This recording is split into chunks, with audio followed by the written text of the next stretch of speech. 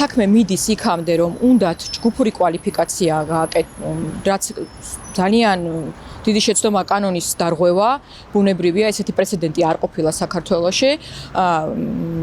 იქიდან გამომდინარე, რომ მტკიცებულებები ახალი არაფერი არ არის საქმეში, დამატებითი არაფერი არ არის საქმეში, ძველი მტკიცებულებებით, რის მიხედვითაც არის გიო დღეს შეუტყევინებლობის მუხლით, არაფერი დამატებითი არ არის, ჩვენ გვაქვს ეჭვი, რომ ასე ვთქვათ, კერავს პროკურატურა არარეალურ საქმეს, როგორც წინა მოწმეებს, 4 მოწმეს შეაცვლევინეს ჩვენება, ასევე ვარაუდობთ, ეს ჩემი საფუძვლიანი ეჭვია, რომ შეიძლება კიდევ მოიყვანოს დამატებით არარსებული მოწმეები.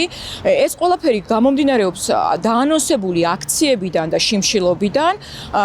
ეშინია პროკურატურას სკამის დაკარგვის ლოგიკური არის და ცდილობს შეკეროს საქმე, რომელიც წარმოუდგენელი, უბრალოდ სასამართლოში არსებული საქმე იცვლება და კვალიფიკაციას ცდილობენ, რომ შეუცვალონ. ჩვენ ამის მოლოდინი გვაქვს, რომ ეს ესე იქნება. აქამდე გიოს რა თქმა უნდა შეუტყობინებლობის მუხლით არის სასამართლოში, როგორც გითხარით, მიდის პროცესი. ამ წელში აღიარებთ ბრალს? არა, ბრალს არ ვაყიარებთ, იმიტომ რომ გიორგიმ არ დატოვა გიგა ავალიანი ამ მდგომარეობაში, მათი მეშვეობით იქნა სასწრაფო ხალხის მობილიზება, დახმარება გაუწიეს არანაირ მიტოვებას და როგორც არის გავრცელებული, რომ იპოვეს ბიჭი, რომელიც სუდად იყო მსგავს ფაქტს არ ქონია ადგილი.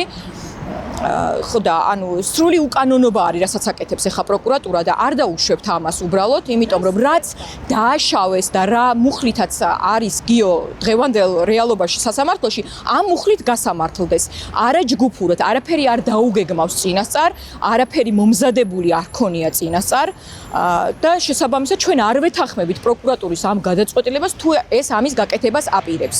თინა, რას ყვება თვითონ, რატომ მივიდათ ხაზზე? მეგობარს გაყვა მასთან დასალაპარაკებლად. კონკრეტულად მივიდნენ სასაუბროდ სალაპარაკოთ, არანაირი წინასწარ მომზადება მკვლელობის მით უმეტეს დაკავშირებით, რომელსაც ავიწროვებდა მისი მასწავლებელი, როგორც არის ეს ჩვენებაში და ასე შემდეგ და ასე შემდეგ. მასთან იყო ეს მხოლოდ სასაუბროდ. არანაირი მკვლელობის დაგეგმა და მით უმეტეს ამის მესენჯერში და სოციალურ ქსელებში განხილვა და დაგეგმა არ ყოფილა. ჩანაწერების შინაარს უარყოფს თვითონ? ჩანაწერების შინაარსში არ ფიგურირებს მივდივართ და უნდა მოვკლათ ადამიანი და თავს დავესხმათ. დიახტები ამბობს, რომ ეგმავს სურს, უნდა რომ რაღაცა იძალადოს მასზე. იცით როგორ არის აღელვების ფონზე ბავშვი, ასე ვთქვათ, ბობოქრობს მეგობრებთან, რომ არის ძალიან გაბრაზებული და მას უნდა მასთან კონფლიქტი. არა კვლელობა, არა ფიზიკური ანგარიშწორება, აქედან გამომდინარეობს ერთი ხელის დარტყმის არსებობა და მეტი არაფერი. ეს ქვეშულს გადაღებულებს, რატომ იღებდა ამ კადრებს?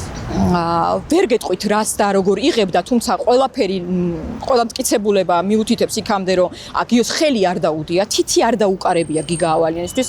არსებობს რაღაცა ქვა, რომლის ექსპერტიზაც ჩატარდა და გამოიკვეთა, რომ ამ ქვაზე არანაირი დნმ-ის კვალი არ არის, არც ავალიანის და არც გიოსი. ჩვენება არსებობს მოწმის, რომელიც ამბობს, რომ ნაკაწრი არ ქონდა გარდაცვლილს, არ იყო სისხლის კვალი, არაფერი ცემის კვალი იქ არ იყო აბსოლუტურად. ეს იყო მხოლოდ ერთი ხელის დარტყმა და გიოს ხელი არავისთვის არ დაუდია. ჯგუფური კვალიფიკაცია არის აბსურდი, ტყუილი. არანაირი წინასწარ დაგეგმა მომზადება არ ყოფილა, არც ერთი წუთი არ შევეგუები და არ დავნებდებით, რომ გასამართლდეს და ამ ხელა სასჯელი მიუსაჯონ ბავშვს არასრულწლოვანს, რომელსაც თითი არავისთვის არ დაუდია. თუ ბოლომდე მისვლარი და უნდა შევაკვდე ამ საქმეს, მე უკან არ დავიხევ, არც ერთ შემთხვევაში. თინა, მოვისმინე, რომ თითქოს ფრაგმენტულად არის ეს ვიდეო ჩანაწერები, იმიტომ რომ თითქოს წაშალა გიორგი ვიდეო ტელეფონიდან. ადასტურებს თვითონ ვიდეოს წაშლის ფაქტს? აბსოლუტურად ყველა მასალა და დახმარება გამოძიებას, ანუ ყველაფერი გავაკეთეთ ვითანამშრომლეთ ბოლომდე. ეს ვიდეო მასალა ტელეფონიდან სრულად ამოღებული ჩემი ხელით მაქვს განყოფილებაში მიტანილი. საკუთარი ხელით მე თვითონ მივიყვანე ჩემი შვილი განყოფილებაში, წინასწარ დაკავების იზოლატორში, ითანამშრომლა გიომ თავიდან ბოლომდე. იოტისოდენაც დომილება ჩვენებაში არ გქონია, არც ერთი სიტყვა და წერტილი და მძიმე არ ყოფილა დაფარული და მოტყუებული. ეს ვიდეო სრულად თავიდან ბოლომდე არის ის რაც არის, არც მეტი, არც ნაკლები. არაფერი არ ყოფილა წაშლილი, არაფერი არ ყოფილა დაჭრილი და როგორც არის საზოგადოებაში გავრცელებული, რომ თითქოს დააჭრეს, თითქოს რამე ვიდეოები არსებობს, თითქოს ვინმე მოვისყიდეთ. რეალურად ჩანს, რომ მოსყიდული და მფარველები ჩვენ არ გყოლია და რომელ მხარესაც არის მფარველი, იგივე ქალბატონი ეკა კუპატაძე არ მალავს და აშკარად იძახის, რომ გენპროკურორი მისი დედის მეგობრის შვილია და შესაბამისად ყველაფერი ისე ხდება, როგორც მას უნდა. ჩვენ ერთადერთი ჩემი მოთხოვნა ის არის, რომ რაც არის რეალობა, რაც ეკუთვნის გიორგის და რისი გულისთვისაც არის დღეს სასამართლოში საქმე, მიესაჯოს ზუსტად იგივენაირად და არაფერი მეტი. თქვენ რო ამბობთ, რომ სალაპარაკოდ წავიდაო. დიახ. კადრების მიხედვით, რაც თქვენივე შულს გადაღებული აქვს, შემოტრიალებისთანავე ამბიცელს არ ყავს დიდას. დიახ. აი, რატომ არ სცადა დალაპარაკება? რას ყვებია ჩვენებებში ახალგაზრდა? იცით რა არის? აღელვების ფონზე ერთხელ აქვს ხელი დარტყმული ამ ბიჭისთვის, მანამდე რაღაცა წინა რამოდენიმე სიტყვიანი საუბარი იყო. ეს ბიჭი დავარდა, მერე ცადეს ამათმა გონზე მოყვანა, ასულიერებდნენ, ფეხები ააწევინე ამ ვიდეოში, გამოკვეთილად ისმის და ჩანს ეს ყველაფერი. შემდეგ რომ თვითონ ვერაფერი ვერ ქნეს, დაუძახეს იქ მყოფ ხალხს, რომ გვიშველეთ ბიჭია ცუდად და გამოიძახეთ სასწრაფო. ამის შემდეგ, როგორც კი დარწმუნდნენ, რომ სასწრაფოც მოვიდოდა და ხალხიც მოაგროვეს გიგავალიანის გარშემო, დატოვეს იქაური ტერიტორია. 4 მოწმე არსებობს, რომელიც აცხადებს, რომ გიგავალიანი გონზე მოვიდა, წამოჯდა, გული აერია, შემდეგ აი მოვიშველებ მის სიტყვებს, რესკად დავარდა და თავი გაიტეხა.